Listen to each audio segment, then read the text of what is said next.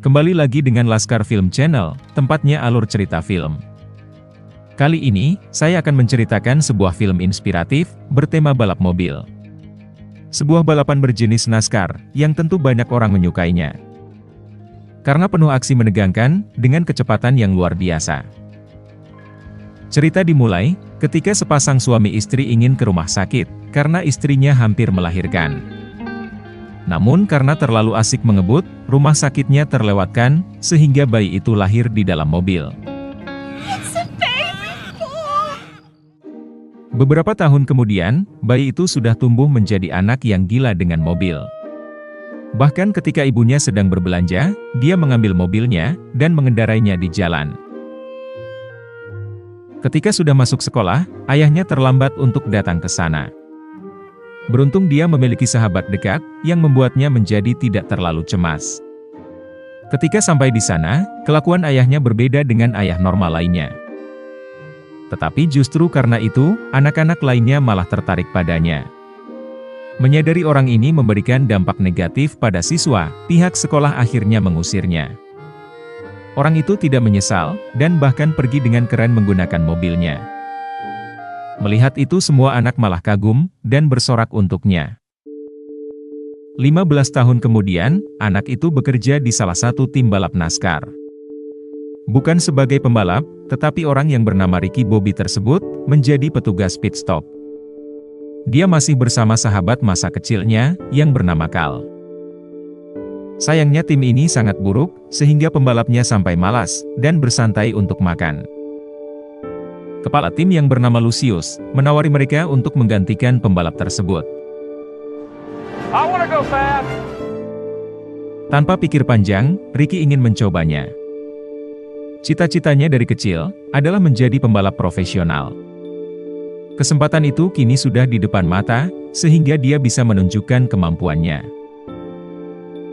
Dan tanpa disangka, Ricky bisa mengemudikan mobil itu dengan sangat baik, melebihi para pembalap di sana. Dari urutan paling belakang, dia akhirnya bisa finish di posisi ketiga. Tentu saja dia langsung diwawancarai pihak TV, yang membuatnya gugup setengah mati. Pemilik dari klub mobil itu melihat potensi dari Ricky, kemudian direkrut menggantikan pembalapnya yang sekarang. Tidak memakan waktu lama, di seri-seri berikutnya dia berhasil menjadi juara. Kini namanya sudah dikenal, dan menjadi pembalap terhebat di ajang balap NASCAR. Setelah sukses, Ricky meminta pemilik klub untuk merekrut sahabatnya ke dalam tim. Dengan duet maut ini, Ricky menjadi semakin tidak terkalahkan. Banyak orang kagum padanya, terutama seorang wanita liar bernama Charlie, yang langsung dia nikahi. Dengan popularitasnya sekarang, dia juga menjadi bintang iklan, sehingga merekrut asisten pribadi, yang bernama Susan. Hidupnya sangat sempurna, karena semua sudah dimilikinya. Kini Ricky sudah memiliki 2 anak, dan juga mengajak ayah mertuanya untuk tinggal dengannya.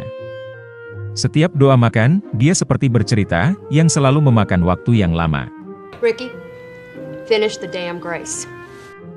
Namun ini adalah kebiasaannya, bahkan disupport oleh sahabatnya. Ricky tidak pernah mendidik anaknya, sehingga mereka sering berkata kasar. Ayah mertuanya sempat protes, dengan sikap cucunya itu. What is wrong with you? Tetapi akhirnya malah dia sendiri yang dimarahi Ricky, dan seluruh orang di sana. Sebelum balapan, Ricky selalu memesankan sebuah tiket, walaupun tidak ada yang mengambilnya. Hal itu tidak mempengaruhi performanya, ketika dalam balapan. Berkat kerjasamanya dengan Cal, dia bisa dengan mudah menyalip pembalap paling depan. Sialnya mobil miliknya ditabrak dari belakang, yang akhirnya mereka kehilangan keseimbangan dan berhenti. Melihat pembalap di belakang akan menyusul, tanpa pikir panjang Ricky berjalan mundur dengan mobilnya. Hal itu belum pernah ada di NASCAR, dan dia berhasil membuat sejarah, dengan menang menggunakan posisi tersebut. Lucius sampai tidak percaya, dan kagum padanya. Berbeda dengan Tuan Denit, anak dari pemilik klub, yang kini mewarisinya. Selama ini dia tidak suka dengan perilaku Ricky. Namun dia belum bisa memecatnya, karena Ricky terus membuktikannya sebagai seorang juara. Malamnya, Ricky pergi ke bar bersama seluruh anggota timnya. Karena selama ini Carl selalu membantu Ricky, dia sesekali berkeinginan meraih podium 1. Tetapi Ricky menolak idenya, karena tugas darinya di lintasan adalah berkorban untuknya. I'm just kidding you, man. I don't want to win. Kafe yang sebelumnya damai, kini terusik dengan datangnya satu orang. Dia adalah Jean Girard, seorang pembalap Formula 1. Selama ini dia terus mengamati karir dari Ricky, dan kini ingin menantangnya. I have come here to defeat you. Pembicaraan mereka semakin panas, terlebih ketika membicarakan makanan kesukaannya masing-masing. Tidak bisa menahan emosinya, mereka pun berkelahi. Sialnya, tangan dari Ricky terkunci olehnya. Girard akan melepaskannya, asalkan Ricky berkata bahwa dia menyukai makanan kesukaan dari Girard. Baginya, urusan makanan lebih penting daripada harga dirinya, sehingga Ricky tidak ingin mengucapkannya. Tidak ada pilihan lain, Girard akhirnya mematahkan tangannya. Tentu teman-temannya tidak tinggal diam, dan ingin membalasnya. Tiba-tiba Tuan Denit datang, dan melerainya. Dia memberitahukan bahwa Girard adalah pembalap barunya di tim ini. Sudah kaget dengan berita ini, mereka lebih dikejutkan lagi dengan selera dari Girard. This is my husband, Gregory. Mereka adalah kaum pelangi, yang selama ini hidup dengan damai. Suaminya bahkan memiliki skill terpendam, yaitu bisa melatih anjing untuk atraksi. Mendengar itu seisi ruangan terdiam, bahkan Ricky sampai pingsan. Hari berikutnya, sesi kualifikasi balapan dilaksanakan. Semua dikejutkan dengan penampilan memukau dari Girard. Bahkan kepala timnya adalah peraih Nobel Fisika, tahun 93. Melihat kemampuannya, dia bahkan mengungguli catatan waktu dari Ricky di lintasan. Merasa terancam dengan posisinya, Ricky ingin ikut balapan, walaupun tangannya masih cedera. Dia tidak terima posisi pertamanya diambil, dan ingin menantangnya. Balapan sebenarnya pun akhirnya dimulai. Karena tidak mengikuti kualifikasi, Ricky balapan dari posisi terakhir. Dia harus menahan rasa sakit pada tangannya, dan terus maju untuk mengejar Girard. Dengan skill miliknya, dia bisa menyalip pembalap seperti sedang tidak mengalami cedera. Tujuannya hanya satu, yaitu secepatnya mengejar Girard, yang sedang minum kopi di depan karena bosan. Beberapa saat kemudian, usaha dari Ricky terbayarkan, dan dia sudah di belakangnya. Kopinya sampai tumpah, dan membuat Girard marah. Dia menutupi jalurnya, sehingga Ricky tidak bisa menyalipnya. Kini dia membutuhkan bantuan dari Carl, yang sialnya mesin mobilnya tiba-tiba rusak. Sudah tidak ada lagi orang yang bisa membantu, Ricky memaksakan diri untuk mencari celah. Mobilnya kehilangan kendali, sehingga membentur dan terbang ke udara. Girard berhasil selamat, sedangkan mobil milik Ricky terus terguling. Kecelakaan ini cukup parah, yang memastikannya untuk tidak bisa melanjutkan balapan. Dengan cepat tim medis sudah sampai di sana, dan berhasil menariknya. Walaupun tidak mengalami luka, dalam bayangan Ricky, dia diselimuti oleh api. Dia bahkan melepas seluruh bajunya, yang membuat orang-orang di sana keheranan. Menyadari jiwanya terguncang, hanya Carl yang mau mendekat, dan menolongnya. Setelah dibawa ke rumah sakit, Ricky hanya mengalami luka kecil, namun pikirannya masih trauma. Temannya yang menjenguk tahu, dia masih berpura-pura pingsan. Bahkan dia yang bisa berjalan, berlagak memakai kursi roda. Sudah tidak tahan dengan ini, temannya ingin menyadarkan Ricky. Selama ini, Ricky menutupi kegagalannya dalam balapan, dengan cedera fiktif yang dibuatnya tanpa sadar. Dia merasa kakinya sudah lumpuh, dan tidak merasakan apa-apa. Untuk membuktikannya, dia ingin menusukkan pisau pada kakinya. Don't you stick that knife in your leg. Dan benar saja, setelah tertusuk dia berdiri dan merasakan sakit. Perasaannya campur aduk, antara senang dan sakit menjadi satu. Namun yang lebih penting, mereka harus menyingkirkan pisau itu secepatnya. Setelah semuanya beres, Ricky meminta maaf atas kelakuannya. Temannya memberitahu, selama dia pergi, Girard menjadi idola baru dalam balapan. Dia bahkan bisa menyetir sambil membaca buku, dan selalu menang. Mendengar itu, Ricky ingin secepatnya tampil kembali dalam balapan. Setidaknya, dia masih memiliki semangat untuk mencobanya lagi. Namun sayang, traumanya belum menghilang, sehingga dia masih takut untuk menyetir. Parahnya lagi, dia mulai melepas bajunya, dan berlari-lari seperti sebelumnya. Istrinya merasa malu, karena suaminya menjadi tidak berguna. Kesempatan ini dimanfaatkan Tuan Denit, untuk menyingkirkannya. Dia menyuruh Carl untuk menjadi pembalap utama, karena Ricky sudah tidak bisa diandalkan. Sesampainya di rumah, Ricky kaget, melihat Carl dengan istrinya tampak mesra. Tanpa merasa bersalah, Charlie ingin bercerai, dan menikah dengan Carl. Dia bahkan sudah mengubah foto keluarganya, dengan muka dari Carl. Is this some kind of joke? You guys put me on? Dia tidak menyangka, kedua orang yang paling dekat dengannya kini mengkhianatinya. Sialnya lagi seluruh asetnya atas nama istrinya, sehingga dia diusir dari tempat ini. Di sana Carl akhirnya mengungkapkan isi hatinya selama ini. Dia tidak pernah diberi kesempatan untuk meraih juara oleh Ricky. Kini dia mendapatkannya, dan ingin meraihnya, walaupun harus mengorbankan sahabatnya. Sudah kalah segalanya, kini Ricky harus pergi dari rumah ini, bersama kedua anaknya. Dia akhirnya kembali ke rumah milik ibunya, yang bernama Lucy. Kini Ricky bekerja sebagai pengantar pizza, yang sialnya dia menabrak polisi, sehingga SIM-nya disita.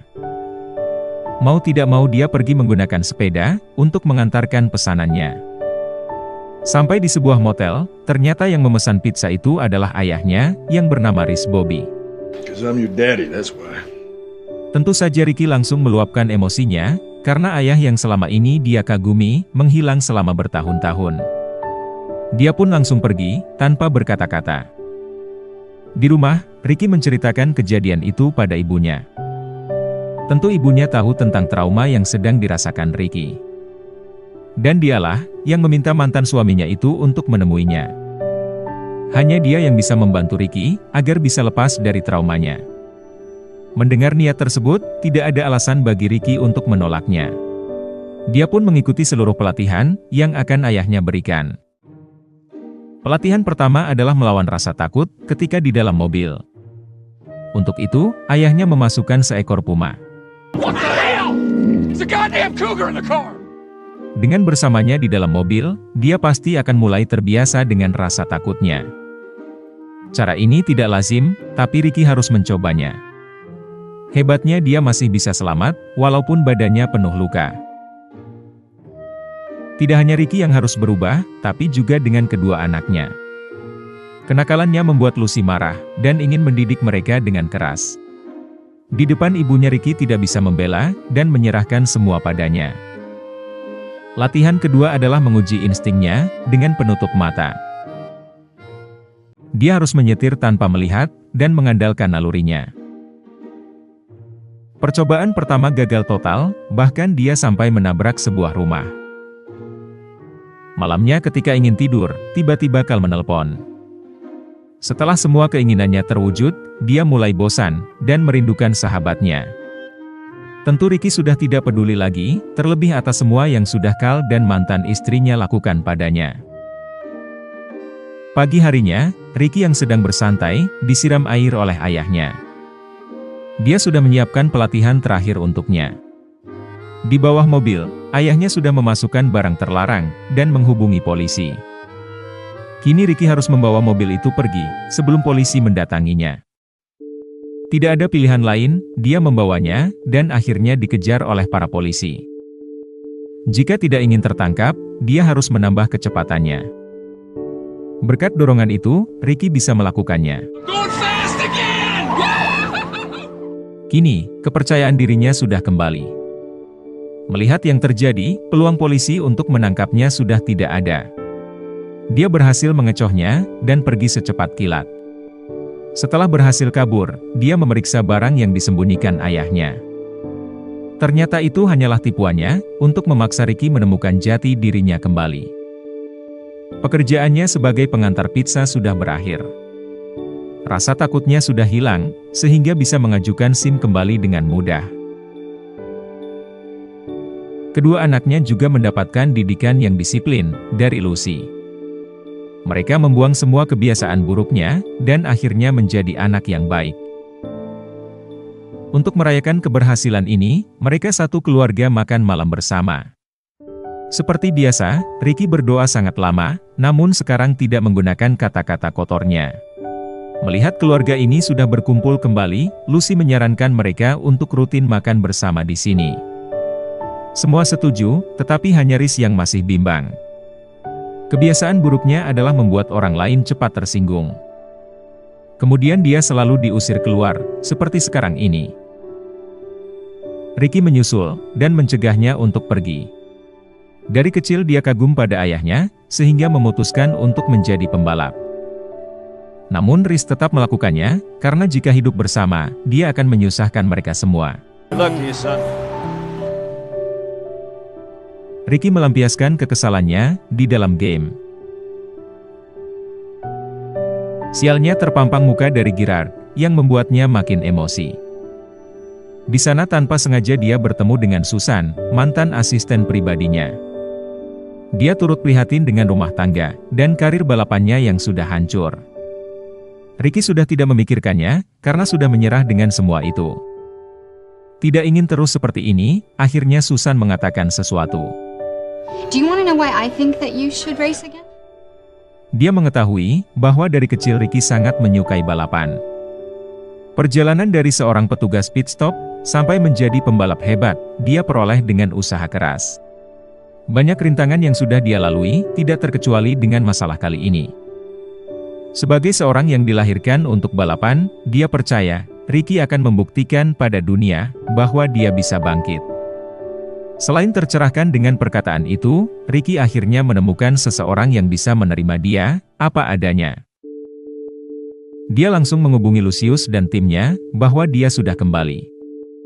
Selain itu, dia juga mendatangi musuh bebuyutannya yaitu Gerard, yang sedang berkumpul dengan komunitas pelanginya.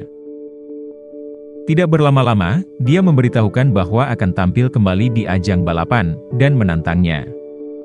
Mendengar itu Gerard tampak senang, karena momen yang ditunggu-tunggu akhirnya datang. Di sana dia memberitahukan sebuah rahasia kecil. Ternyata selama ini dia ingin pensiun, dan hidup damai dengan suaminya. Dan agar bisa pensiun dengan elegan, dia harus dikalahkan oleh pembalap hebat, salah satunya adalah Ricky. I will battle you with the entirety of my heart. Mendengar itu Ricky makin bersemangat, dan akan menunjukkan kemampuan terbaiknya. Akhirnya balapan yang ditunggu, Talladega Super Speedway akan berlangsung. Semua tim termasuk Ricky, mulai mempersiapkan mobilnya. Bersama tim lamanya, ditambah uang hasil memalak tim-tim lainnya, mereka bisa membuat mobil ini. Ditambah gambar seekor puma, menjadi simbol yang diambil dari peliharaannya. Semua bekerja keras, dan mendukung Ricky dengan sepenuh hati. Melihat ini, dia tidak akan menyia-nyiakan perjuangan dari mereka semua. Tiba waktunya semua mobil dikeluarkan, dan dibawa ke lintasan. Setiap pembalap menunjukkan gayanya di panggung, termasuk juga dengan Cal. Ketika melihat Ricky, dia langsung mendekatinya. Tanpa rasa malu, dia dan Charlie ingin memancing emosi dari Ricky. Beruntung sekarang Ricky sudah berubah. It's my fault. Mengabaikan perilaku yang mereka berdua lakukan, Ricky sadar bahwa dahulu dia juga sudah bersalah pada Cal, karena selalu memanfaatkannya dalam balapan. Balapan akan dimulai, dan semua pembalap menyalakan mobilnya. Ibu dan kedua anaknya juga datang, untuk menyaksikannya. Dan untuk tiket yang selalu Ricky beli di setiap balapan, ternyata itu untuk ayahnya, yang kali ini akhirnya datang ke sana. Semua mobil memasuki lintasan, sambil menunggu aba-abanya. Di dalam mobil Cal gelisah, karena terus memikirkan ucapan dari Ricky. Sedangkan Ricky, dia tetap fokus pada balapannya, walaupun berada di urutan terakhir karena tidak mengikuti kualifikasi. Bendera hijau sudah dikibarkan, tanda dari balapan dimulai. Semua penonton mulai bersorak, melihat mereka memacu mobilnya dengan cepat. Gerard langsung berada di posisi pertama, sambil menunggu rivalnya menyusul. All right, Lucius. Time to let the cougar loose. Dari belakang, Ricky langsung menunjukkan kemampuannya. Dengan cepat dia menyalip 8 pembalap dari sisi luar, sehingga naik ke posisi 18. Terdapat juga pembalap yang menghalangi, namun dengan cepat dia mengatasinya. Tidak ada yang mampu mencegahnya, dan dengan cepat dia naik ke posisi 4, di belakang Carl yang masih bingung. Dia bahkan tidak sadar disalip Ricky, yang membuat bosnya marah. Tidak berhenti di situ saja, Ricky langsung melesat, dan akhirnya sampai di belakang Girard yang sudah menunggunya. Dengan cepat Tuan Dennett menghubungi Carl, menyuruhnya untuk menyingkirkan Ricky dengan segala cara. Mendengar itu Carl menolaknya, dan langsung tersadar.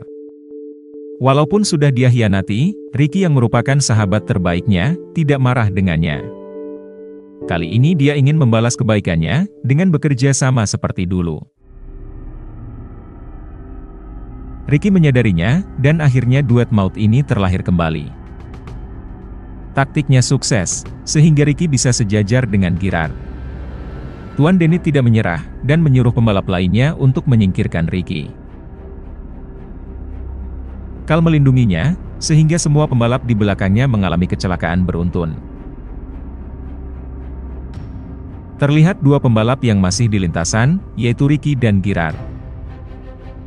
Dengan ini mereka bisa menyelesaikan urusannya, tanpa ada yang menghalangi. Tidak ada yang mau mengalah, dan mereka terus sejajar sampai di lap terakhir.